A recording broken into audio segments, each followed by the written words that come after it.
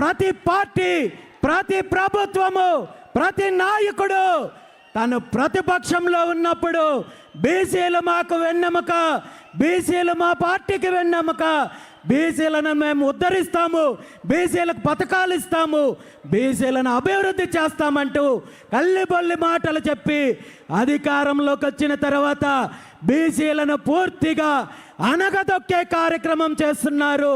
బీసీల యొక్క వృత్తులను దోచుకున్నారు, బీసీల యొక్క భూములు దోచుకున్నారు, బీసీల యొక్క అభివృద్ధిని అడ్డుకున్నారు తప్ప ఏ ఒక్క పార్టీ, ఏ ఒక్క నాయకుడు, ఏ ఒక్క ప్రభుత్వము బీసీల అభివృద్ధికి తోడ్పాటును అందించలేదనేది స్పష్టంగా ఈరోజు మనకు కనబడుతోంది.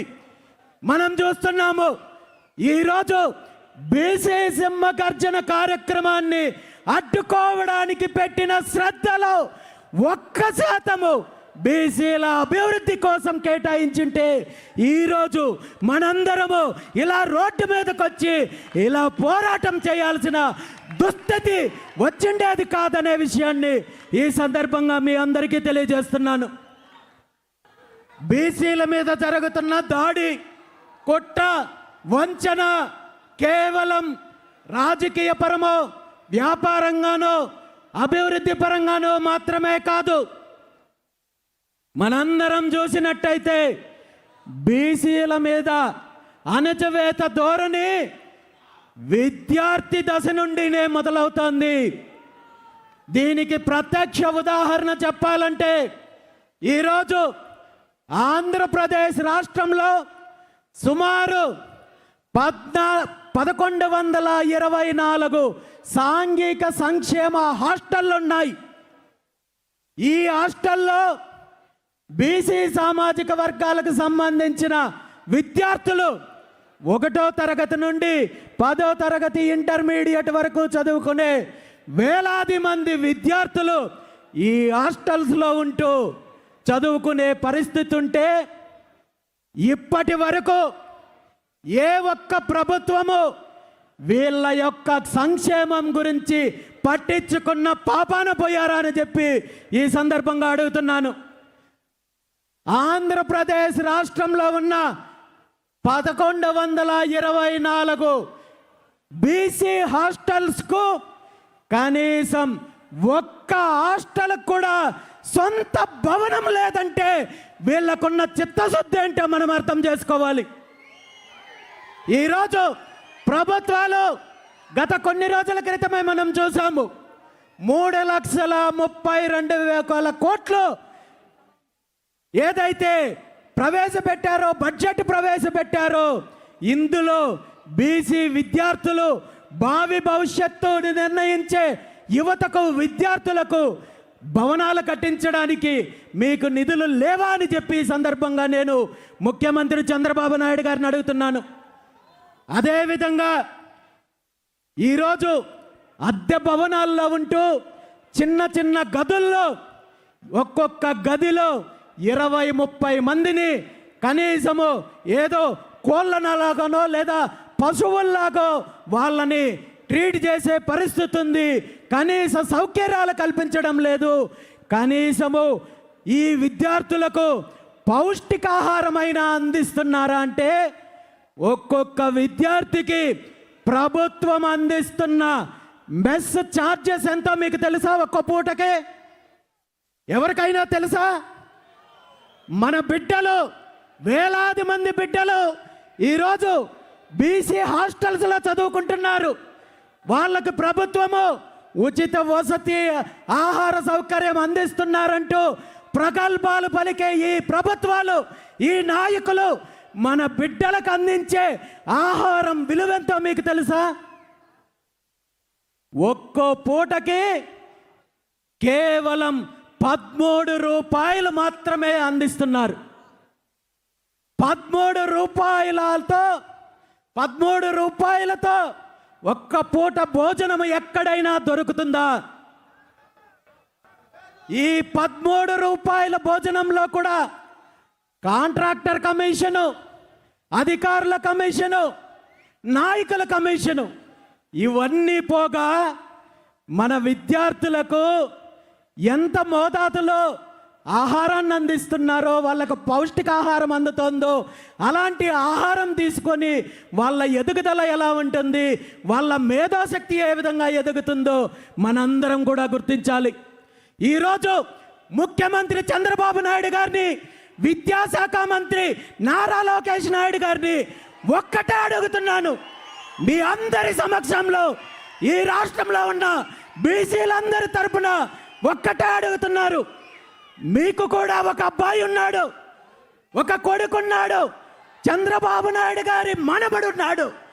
మీ మనమన్నే ఈ రాష్ట్రంలో ఉన్న 1124 హాస్టల్స్లో ఎక్కడైనా సరే ఒక్క హాస్టల్లో చేర్పించి వారం రోజులు, కేవలం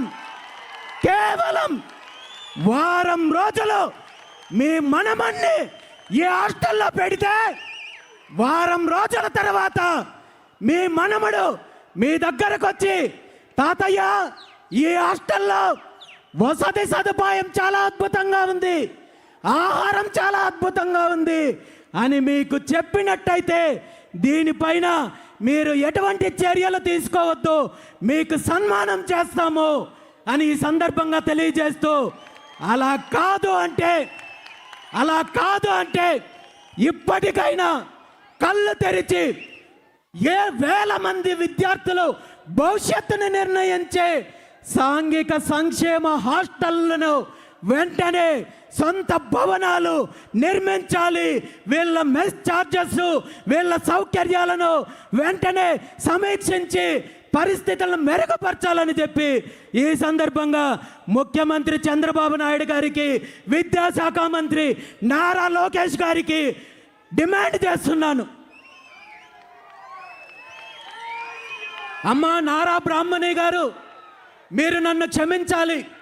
నేను ఈ మాట ఎందుకన్నానంటే మీ బిడ్డను కష్టపెట్టాలో లేదా మీ బిడ్డని బాధ పెట్టాలో అని కాదు. వేలాది మంది మా బిడ్డల యొక్క కష్టము మీకు తెలియాలనే నేను చెప్తున్నాను తప్ప మీ బిడ్డను బాధ పెట్టాలని కాదు. ఇప్పటికైనా ముఖ్యమంత్రి గారు కళ్ళు తెరవాలని చెప్పి ఈ సందర్భంగా తెలియజేస్తున్నాను. పాఠశాల విద్య పూర్తి అయితే ఈ రాష్ట్రంలో విద్యా వ్యవస్థ ఎలా ఉందో మనకు తెలుసు. ఈరోజు బీసీ బిడ్డలు కార్పొరేట్ కాలేజీల్లో, కార్పొరేట్ సంస్థల్లో చదువుకునే పరిస్థితి లేనప్పుడు ప్రభుత్వ పాఠశాలల్లో, చిన్న చిన్న ప్రైవేటు కళాశాలల్లో, ప్రభుత్వ కళాశాలల్లో ఇంటర్మీడియట్, డిగ్రీ లాంటి కోర్సులు చేయడానికి జాయిన్ అవుతుంటే ఇక్కడ విద్యా ప్రమాణాలు సరిగా లేకపోవడము ఒక ఎత్తు అయితే, విద్యార్థులకు కావలసిన సౌకర్యాలు లేకపోవడం మరో ఎత్తు అయితే, అంతకంటే ప్రమాదకరమైన విషయం ఏమంటే ఈరోజు మన భావితరాల భవిష్యత్తు, దేశానికి వెన్నెముక యువత అని చెప్పుకునే మన యువత ఒక ప్రమాదకరమైన స్టేజ్కి వెళ్తున్నారు, ఒక విషపు వలయంలో చిక్కుకుంటున్నారు. అదే మారక ద్రవ్యాలు, డ్రగ్స్ ప్రపంచం ఈరోజు రాష్ట్రంలో ఎలా ఉంది అంటే, ఒకప్పుడు కేవలము సిటీలకు, పబ్బులకు పరిమితమైన డ్రగ్స్, గంజాయి, మారక ద్రవ్యాలు ఈరోజు ఆంధ్రప్రదేశ్ రాష్ట్రంలో విచ్చలవిడిగా చాక్లెట్లు, బిస్కెట్లు అమ్మినట్టు ప్రతి ప్రాంతంలోనూ అమ్ముతున్నారు. ప్రతి ప్రాంతంలోనూ గంజాయి లభిస్తోంది, డ్రగ్స్ లభిస్తోంది.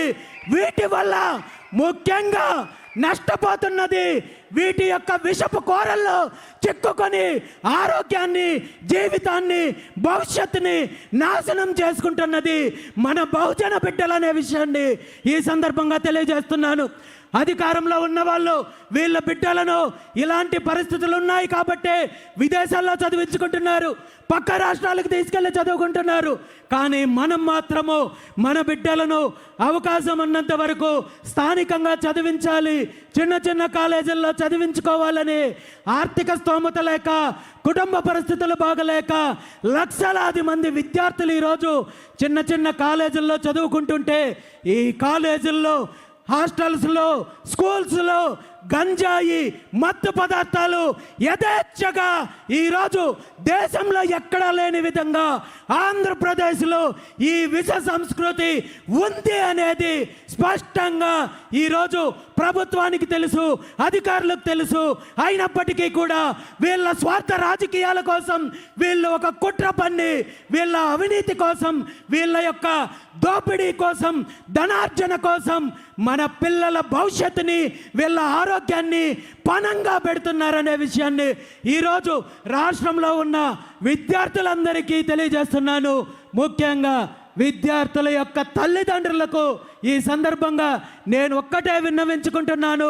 మీరు ఉద్యోగాల్లో ఉండొచ్చు, వ్యాపారాల్లో ఉండొచ్చు, కానీ మీ పిల్లల యొక్క పరిస్థితిని ఒక్కసారి గమనించండి అని చెప్పి ఈ సందర్భంగా రాష్ట్రంలో ఉన్న విద్యార్థుల యొక్క తల్లిదండ్రులందరినీ కోరుకుంటున్నాను.